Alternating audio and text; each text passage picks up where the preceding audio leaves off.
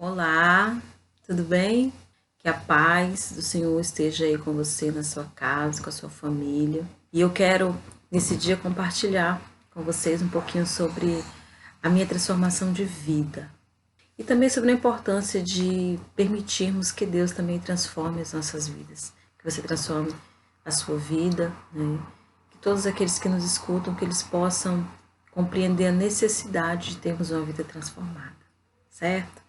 Gostaria de fazer uma oração com você agora nesse momento. Se você está na sua casa, no seu trabalho, quando você estiver assistindo esse vídeo, onde você estiver, que a presença de Deus, que a palavra de Deus, que ela possa alcançar o seu coração onde você estiver. Pai, obrigada por esta manhã. Ó Senhor, o momento em que cada um que vai escutar esse vídeo, que seja qual for o tempo, seja de manhã, seja tarde, seja à noite, que o Senhor possa ir de encontro, que o Senhor possa falar ao coração dele. E que cada um de nós possa ser edificado através da Tua palavra.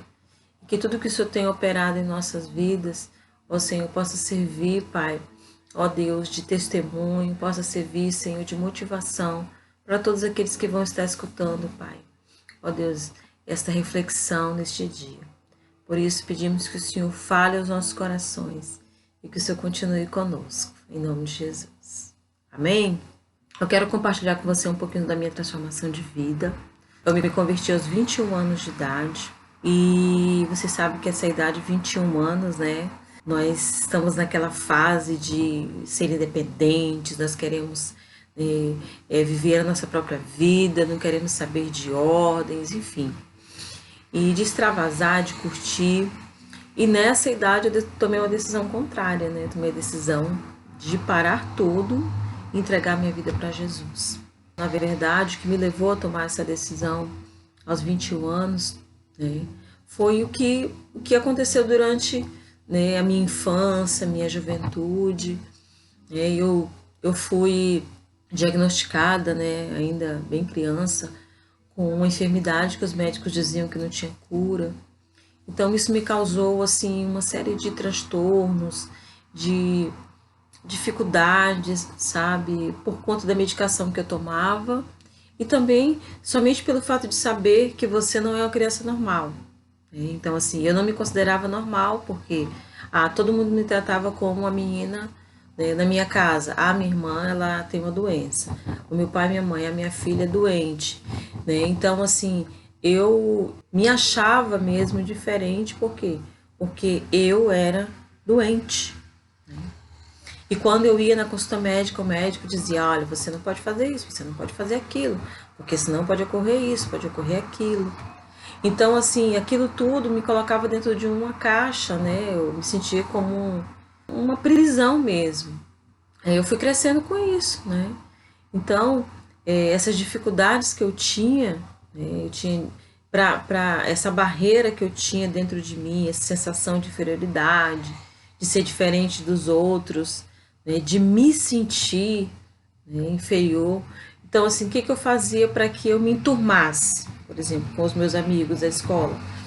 Eu começava, tipo assim, a fingir uma pessoa que eu não era. Então, assim, na frente dos amigos, dos colegas, eu fingia que eu era aquela menina feliz, que eu era alegre, entendeu? Na escola, né, com o namorado, eu nunca contava, assim, quem eu era de verdade. Então, assim, eu me habituei a criar uma outra pessoa. Então, assim, eu era outra Marisa. Né? A Marisa doente, ela ficava em casa, entendeu? E quando eu estava com os meus amigos, quando eu estava me relacionando com outras pessoas, eu era a Marisa legal, a Marisa feliz, entendeu? Então eu vivia assim, sabe? Então eu vivia, né, esse teatro, né? Eu fingia que eu era feliz e quando eu chegava em casa eu tinha que tirar as máscaras, né? Eu tinha que tirar minhas vestes de felicidade e voltar a vestir as vestes da menina doente, da irmã doente, da filha doente. Então, assim, quando eu tinha crises em casa, eu ficava muito mal. E aí eu me sentia pior, eu ficava depressiva, eu ficava triste.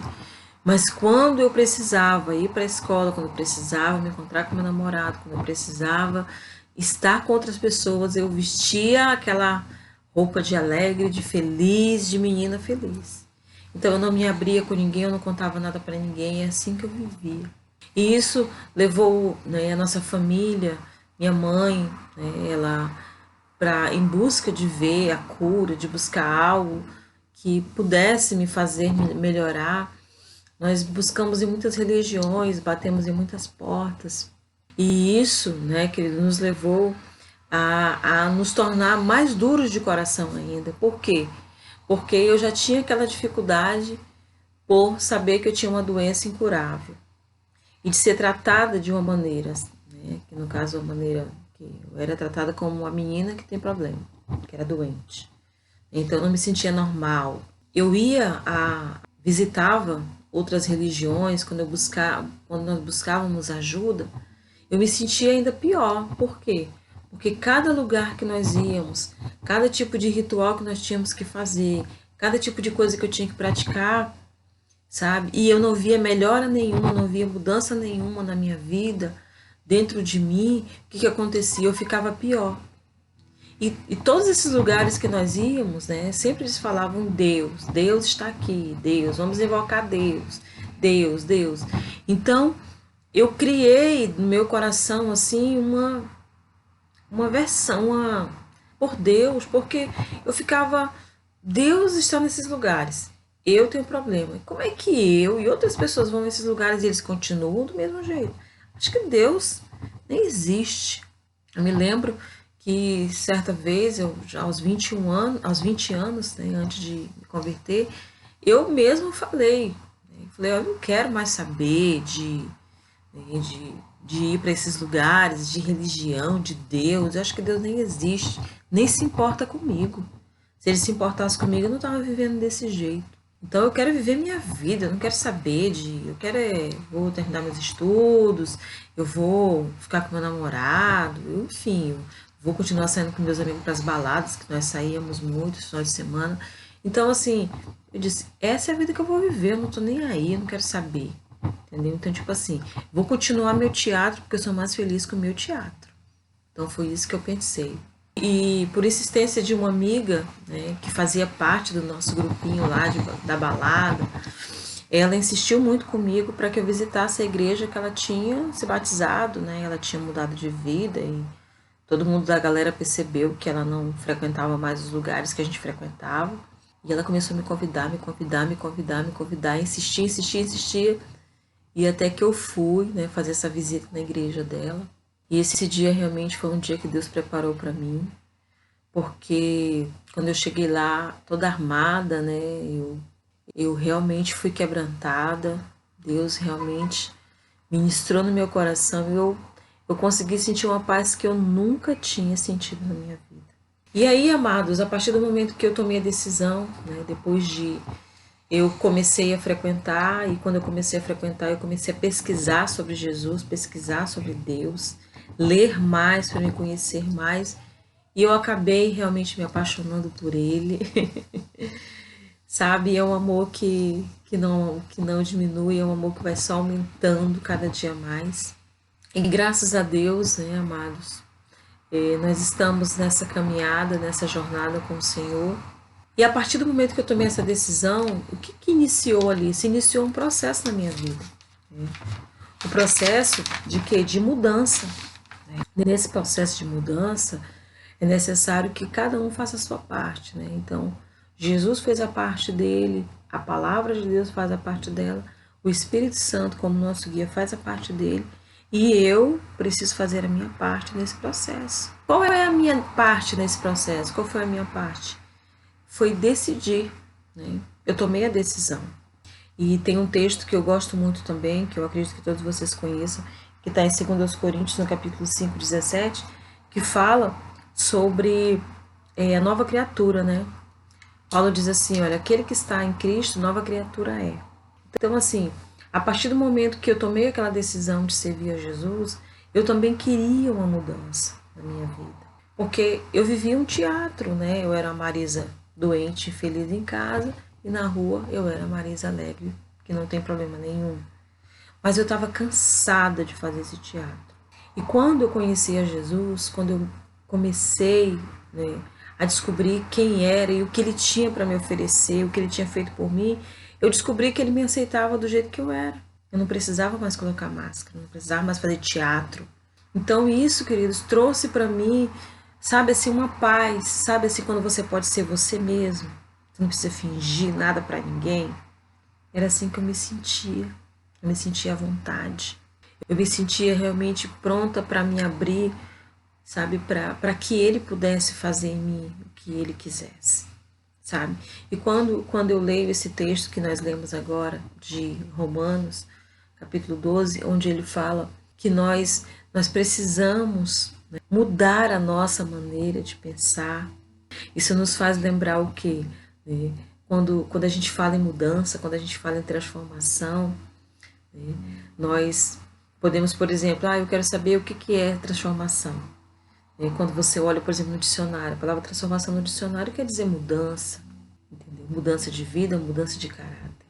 É quando a gente se aprofunda um pouquinho mais, né, a gente analisa, por exemplo, a palavra metanoia. A palavra metanoia fala, né, a palavra metanoia no grego, ela fala sobre transformação, mudança de mente, mudança de atitude. Né? E quando a gente lê esse texto de Paulo aqui, ele está se referindo à metanoia, a essa mudança. Não é uma mudança de tirar uma coisa de um lugar e colocar no outro, não. Ele está dizendo, ele está falando de uma transformação. E é exatamente dessa metanoia, dessa transformação, que a palavra de Deus fala. E se a gente permitir, quando nós entregamos nossa vida para Cristo, se nós permitirmos, essa transformação ela virá. É um processo. Por isso que a Bíblia chama esse processo, esse início de que novo nascimento. Quando você nasce para a fé, para Cristo, dá-se ali o quê? Começa a ver o que? Um processo de crescimento. Um bebê, quando ele nasce, ali cada dia a mãe, o pai, ele precisa estar o quê? Ali registrando cada momento. Por quê? Porque cada dia, cada semana que vai passando, cada mês, a criança vai mudando. Ela vai começando a crescer. Se ela nasce carequinha, ela começa a crescer os cabelinhos. A fisionomia do rosto começa a se tornar mais clara, com que ela vai ficar mais parecida, sabe? Então ela começa, sabe, os movimentos começam cada vez, sabe, a corresponder mais com o pai, com a mãe, enfim. E aí quando você menos espera, ele começa a falar, começa a engatinhar, começa a correr, entendeu? Então isso tudo que é um crescimento, um processo de crescimento. E assim se dá a nossa transformação quando nós entregamos nossa vida para Cristo. Começa a haver um processo de mudança. Ou seja, à medida que eu me rendo, que eu me entrego, que eu me sujeito a esse processo, porque também tem um problema, né? Existe um obstáculo que impede a nossa transformação, nosso crescimento. E que obstáculo é esse? É a nossa dureza de coração. Ou seja, se eu não me permito, se eu não me sujeito o quê? Aos princípios, se eu não me sujeito, se eu não estou disposto a obedecer, se eu não estou disposto a me sujeitar ao que Jesus me propõe, a essa mudança que Jesus me propõe, se eu não estou disposto a me sujeitar a isso, a obedecer esses princípios, não vai haver transformação. Por exemplo, se Jesus disse que eu preciso amar, se eu não estou disposto a amar as pessoas, a amar o meu próximo, não vai haver uma transformação. Se eu não estou disposto a perdoar, se eu não estou disposto a lançar fora todas essas maldades, tudo que tem dentro de mim, sabe? Se eu não estou disposto a isso, então não tem como haver transformação. Tem um texto que ilustra muito isso, está lá em Marcos. Depois ele chamou os seus discípulos e disse: se qualquer um de vocês quiser ser meu seguidor, deve pôr de lado seus próprios interesses, tomar sobre os ombros a sua cruz e seguir-me. Se você insistir em salvar a sua própria vida, você a perderá. Somente aqueles que põem de lado a sua vida por minha causa e por causa das boas novas se salvarão. Jesus, ele deixa bem claro aqui nesse texto, aquele que quiser ser meu seguidor, ele precisa deixar de lado seus interesses. Ele precisa deixar de lado aquela sua maneira errada de pensar. Porque todos nós, amados, no meio social que a gente vive, família, trabalho, mundo, nós criamos uma série de maneira de pensar, de maneira de ser feliz, né? Ah, minha maneira de ser feliz no namoro. Ah, minha maneira de fazer o que é certo no trabalho. Nós criamos maneiras. E quando nós nos deparamos o que com o Evangelho, com essa transformação que Jesus nos propõe, ele deixa bem claro aqui no texto que eu acabei de ler que eu tenho que deixar de lado a minha maneira de pensar, a minha maneira de agir, a minha maneira de ser feliz. Eu tenho que deixar de lado porque ele tem algo melhor para me ensinar. Tanto é que o texto que a gente leu no início diz o quê? Que se eu permitir que haja uma transformação de mente, uma renovação na minha mente, a metanoia que eu falei, se eu permitir, ele diz que eu vou experimentar a boa, agradável e perfeita vontade de Deus. É isso, queridos, que nós almejamos. Nós queremos o quê? Nós queremos tomar decisões certas. Quem quer tomar decisão errada? Né? Ah, olha, eu quero escolher esse marido aqui todo errado mesmo. Ah, eu quero escolher esse emprego errado. Ah, eu quero tomar decisões erradas, quebrar minha cara. Ninguém quer isso. E nós agora que vivemos a nova vida com Cristo, nós temos a oportunidade de fazer sempre a escolha certa. E como fazer isso? Permitindo que a palavra de Deus transforme a nossa maneira de pensar. Então eu quero fazer um desafio com você. Eu quero que você escreva, né, no papel, quais as áreas, o que na sua vida você precisa que Deus transforme. E você vai colocar numa outra página o que você acha que está te impedindo de ser transformado pela palavra de Deus. Porque um dos obstáculos para a nossa transformação é o quê? A nossa teimosia. Sabe? Quando nós ouvimos um princípio, ouvimos aquele conselho de Jesus. Nossa, que conselho legal. Ah, mas eu acho que eu não vou fazer não. Vou fazer desse jeito aqui que eu acho que vai dar certo. Então, quando nós não estamos dispostos a obedecer o que Jesus está falando, quando a gente fica teimando ali, o que acontece? Nós não conseguimos obter o resultado esperado. Entenderam, queridos? Então eu quero que você coloque num papel as transformações que você precisa passar, quais as áreas, que você também vai colocar quais os obstáculos que você está tendo para que essas transformações aconteçam na sua vida. Tá bom? Se você quiser compartilhar comigo, você pode mandar para mim, tá bom? Você pode colocar nos comentários, você pode também tá compartilhando, que nós poderemos juntos, né? Eu compartilho com você o que Deus fez na minha vida, e você pode compartilhar comigo aquilo. De repente, as dificuldades que você está tendo, talvez foram as mesmas dificuldades que eu tive, de repente. Na verdade, nós podemos nos ajudar, tá bom? Então, eu quero deixar um desafio para você, tá? Para você anotar as áreas que você precisa ser transformado e os obstáculos que você está tendo para ter essa transformação. Certo, queridos? Então, eu quero deixar para você esses 2 desafios, tá bom? E eu quero que você reflita sobre essa palavra transformação. Eu quero que você reflita sobre a proposta que Jesus veio nos fazer de mudança. Jesus, ele além de nos salvar, ele veio para nos transformar. Ele não quer que a gente viva com máscaras. Não, ele quer que nós sejamos nós mesmos e de uma maneira melhor. Certo? Então eu deixo essa palavra para você nesse dia, que você possa meditar, que você possa refletir, que você possa ser abençoado com ela, que você possa compartilhar com seus amigos, com sua família, se Deus te abençoa também. Tá bom? Tenha um bom dia. Que Deus abençoe a sua vida, a sua casa e a sua família.